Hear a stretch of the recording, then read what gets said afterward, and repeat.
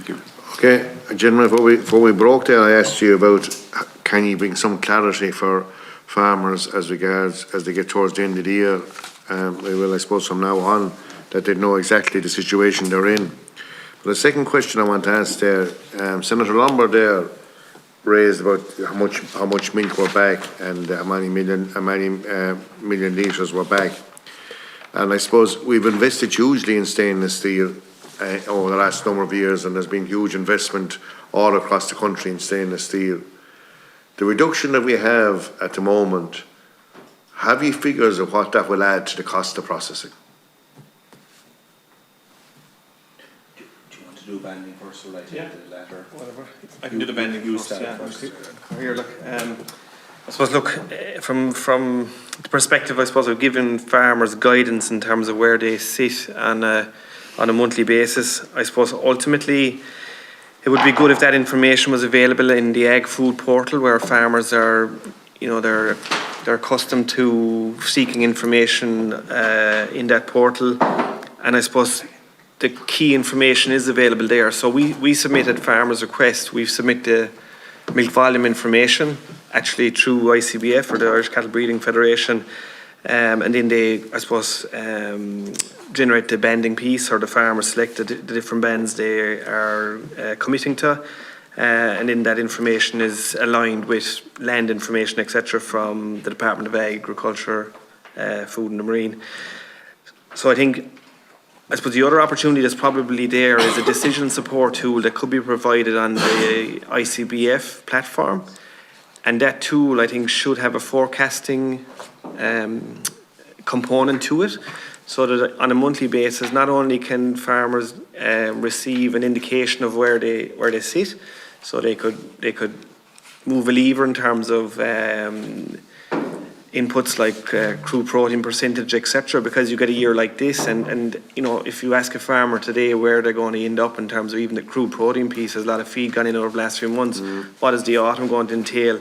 So where will they, ultimately the farmer, that figure can't be generated with entire certainty until the end of the year. But what I think farmers need is a tool that allows them to forecast on a monthly basis where they're likely to sit and what they need to do in terms of animal numbers.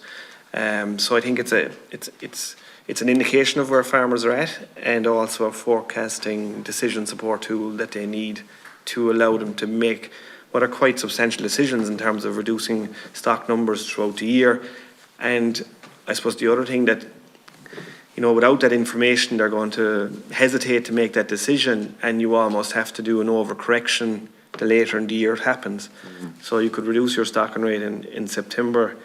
You'll have to reduce it substantially more in December to meet a target. To be drastic action to be needed. Exactly. So I think you hit the nail on the head in terms of that information needs to be provided to farmers as accurately as it can be throughout the year. Yeah, most definitely. It's not happening at the moment. No. It's unfortunately it's not. No. Yeah. Okay, cost of processing. Yeah, just briefly, we will be part of the EY scoping document that we're just trying to get some figures on that, Cahill, so we'll be coming back to you with that. But what I would say, naturally, because of the grass-based system, Irish dairy processing already incurs higher costs because we have stainless steel that's fallow, in the non-peak. But the beauty and of the grass-based system that we're here fighting to retain as part of derogation, the lower cost and the higher quality of that grass and the milk that comes from it is well worth the cost. But there is no doubt whatsoever I'd bet my bottom dollar here that the EY report is going to come and say that milk processing is going to be far less efficient, and ultimately the farmer will bear that. But the peak to valley is going to increase because lads that milk cows through won't do it because of danger going into a different band. But it depends. The fear here, if we look at what has happened in other, and Northern Ireland is a great example, but you see it in the Netherlands, New Zealand has been pointed out, Denmark, Belgium, other peer small dairy economies. they all have gone to indoor systems. They've gone away from what we're told is environmentally. That's a dramatic change. Yeah. If you go that way, you're going to go into the top band and you're just going to drive on production per cow. That's a different scenario completely. Yeah, and we want to avoid it really, Cahill. Yeah, well, Kerrygold wouldn't hold up well in that scenario. No. Deputy Fitzwarren.